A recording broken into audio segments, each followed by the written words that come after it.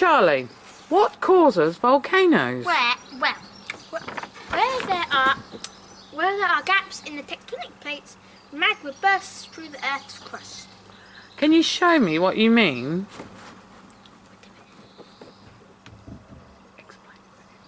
Well, I've set an experiment here. There's some volcano on this bottom plate with some people not knowing what they're doing. And well, we put hot water, bionic soda, and some red dye. And then what do you do to make it erupt, Charlie? Well, I add vinegar through the hole here, and then it should erupt. Oh, you'll have to show me.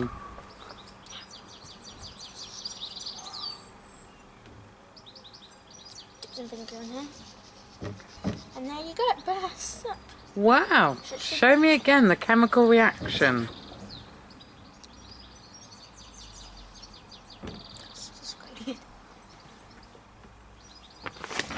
So, where do you usually find a volcano? They are found on hotspots and where there are gaps in the tectonic plate boundaries. What effect do they have on the world and the people in it? Volcanoes have good and bad effects in our lives. Examples of bad effects are that if the ash is very heavy, it can make it stop.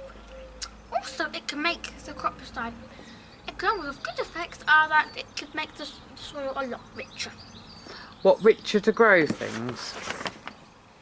How do the scientists measure volcanoes? Well, scientists study volcanoes are called volcanologists.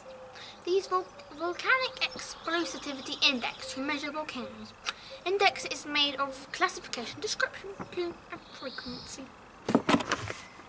Is there any way to predict them? Well, volcanologists can predict the volcano if they have the right instruments in place. Also, if they understand the volcano's history.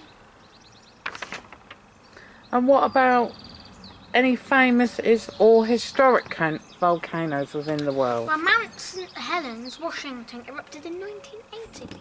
It was the worst eruption in the USA history. Krakatoa in Indonesia is 100 years old. It first erupted in 1883. Mount Etna is one of the tallest and active volcanoes in Europe.